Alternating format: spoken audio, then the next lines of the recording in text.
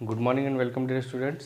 The Vardhman Heights International में आप सभी का वेलकम है। और क्लास 9th में चैप्टर 4 में आज हम एटॉमिक मॉडल के ऊपर चर्चा करने वाले हैं।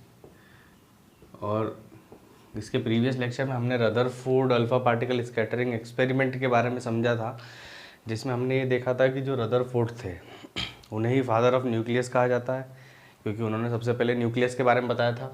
और रदरफोर्ड का जो मॉडल था उसमें उन्होंने जो है थिन गोल्ड फॉइल ली थी और उस गोल्ड फॉइल पर अल्फ़ा पार्टिकल्स का बम्बार्डमेंट किया था, जिसमें उन्होंने कुछ ऐसे पॉइंट्स सामने आए थे, जैसे कि कुछ पार्टिकल्स ऐसे थे जैसे जो कि सीधे निकल गए, कुछ पार्टिकल जो है एक स्मॉल डेविएशन लेके डिफ्लेक्ट हो गए थे अपने वे से, और कुछ पार्टिकल में वेरी फ्यू पार्टिकल ऐसा था जो कि क्या हुआ, वहाँ गया और सेंटर से टकरा के वापस रिटर्न अपने ही 180 डिग्री सेल्सियस के रिवर्स करके वो अपने ही डायरेक्शन में रिटर्न वापस लौट गया था। तो उससे क्या निष्कर्ष निकला था? उससे निष्कर्ष ये निकला था कि जो एटम है उसका मोस्ट ऑफ द पार्ट क्या है, खाली है, पॉजिटिव चार्ज कैरी करके रखता है। ठीक है, अब हम यहाँ पे बात करने वाले हैं कि जो रदरफोर्ड ने वो मॉडल दिया था, उसने हाँ एक चीज़ और बताई थी कि जो इलेक्ट्रॉन्स होते हैं, उसने जब ये कहा कि न्यूक्लियस के अंदर प्रोटॉन और न्यूट्रॉन प्रेजेंट होते हैं और न्यूक्लियस जो है वो पूरा एटम जो है पॉजिटिव है, तो न्यूक्लियस वाला पार्ट पॉजिटिव कहा उन्होंने। और जो इलेक्ट्रॉन्स हैं वो सब क्या होते हैं, अराउंड द न्यूक्लियस क्या करते हैं, वो रोटेट होते रहते हैं। जैसे कि सौर मंडल की अगर अपन बात करते हैं तो हमारा जो सन है जो बिल्कुल सेंटर में है, और सारे जितने भी प्लैनेट्स वगैरह हैं वो सभी क्या है उसके अराउंड में क्या होते हैं, नॉर्मली चक्कर लगाते रहते हैं। ठीक है, तो वैसा ही उन्होंने बताया था रदरफोर्ड ने, लेकिन उसके कुछ ड्रॉबैक्स थे, क्यों वो सक्सेस नहीं हो पाया। रदरफोर्ड का ये कहना था कि भाई ये न्यूक्लियस बता दिया, और जो इलेक्ट्रॉन्स होते हैं वो क्या करते हैं, न्यूक्लियस के चारों तरफ चक्कर लगाते हैं कुछ इस तरह से। ठीक है, न्यूक्लियस के चारों तरफ चक्कर लगाते हैं, लेकिन उसके कुछ ड्रॉबैक्स थे, उन्हीं के बारे में आज हम इस लेक्चर में पढ़ने वाले हैं। क्यों वो एक्सेप्ट नहीं हुआ, उसका कुछ रीज़न था, वो रीज़न क्या है वो हम यहाँ देखेंगे। तो रदरफोर्ड का ये कहना था कि न्यूक्लियस यहाँ है, इलेक्ट्रॉन सर चारों तरफ और न्यूक्लियस के चारों तरफ वाले एरिया में क्या करते हैं, घूमते हैं। अब हम ये जानते हैं नॉर्मली कि जो इलेक्ट्रॉन्स होते हैं वो चार्ज पार्टिकल होते हैं, मतलब उसके ऊपर माइनस चार्ज होता है। ठीक है, और इजी गोइंग जो है इलेक्ट्रॉन इलेक्ट्रिसिटी को भी लेके दौड़ते हैं। ठीक, अब क्या हुआ, एक मैक्स प्लांक करके एक साइंटिस्ट आए, उन्होंने प्लांक थ्योरी दी थी, खुद की थ्योरी थी, उन्होंने बताया था। उन्होंने ये बताया था कि जब चार्ज पार्टिकल एक्सेलरेशन करते हैं, चार्ज पार्टिकल जब एक्सेलरेशन करते हैं, अगर वो मूवमेंट कर रहे हैं, घूम रहे हैं, तो वो क्या करेंगे, अपनी एनर्जी को लूज़ करते हैं। एनर्जी लूज़ करेंगे किस रूप में, रेडिएशन के फॉर्म में एनर्जी को लूज़ करते हैं। जैसे यहाँ पे ये इलेक्ट्रॉन है, जब ये रोटेट होगा तो ये रेडिएशन क्रिएट करता है। ठीक है, जब ये रोटेट होता है तो ये रेडिएशन क्रिएट हो रही है। ठीक है, मतलब क्या हो रहा है, जब तक एनर्जी का लूज़ नहीं करेगा, एनर्जी का लॉस नहीं होगा, तब तक वो रेडिएशन नहीं निकलेगा। और एनर्जी का लॉस किस फॉर्म में करता है, वो रेडिएशन के फॉर्म में। रेडिएशन कौन सी, इलेक्ट्रोमैग्नेटिक वेव्स, EMW। ठीक है, रेडिएशन के फॉर्म में करता है ये, तो इलेक्ट्रोमैग्नेटिक रेडिएशन बनाता है। तो ये प्लांक ने करा था, प्लांक की थ्योरी थी। लेकिन इससे क्या साबित हुआ, क्योंकि यहाँ पे क्या हो रहा है, इलेक्ट्रॉन मूवमेंट तो कर रहा है।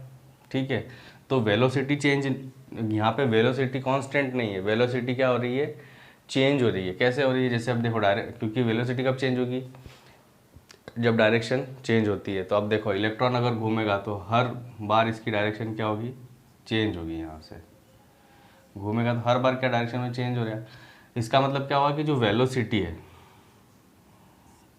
वो क्या हो रही है, चेंज हो रही है। वेलोसिटी चेंज हो रही है, तो वेलोसिटी में चेंजेस होना मतलब क्या होना, एक्सेलरेशन होना। एक्सेलरेशन होगा, एक्सेलरेशन होगा तो इलेक्ट्रॉन्स जो है वो अपनी एनर्जी को लूज़ करेगा इलेक्ट्रोमैग्नेटिक रेडिएशंस के फॉर्म में। ठीक है, अब क्या होगा, क्या अगर डायरेक्शन भी चेंज होती जा रही है इलेक्ट्रॉन्स की, ठीक है, तो वेलोसिटी में चेंजेस आ रहा है, एक्सीलरेशन हो रहा है।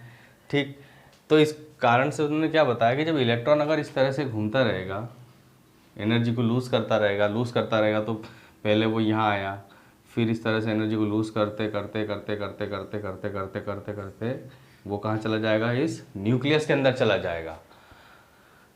तो ये एक ऐसा ड्रॉबैक था या एक ऐसा डिसएडवांटेज था कि अगर इलेक्ट्रॉन ही न्यूक्लियस के अंदर चला जाएगा तो फिर एटम का मतलब क्या रह जाएगा।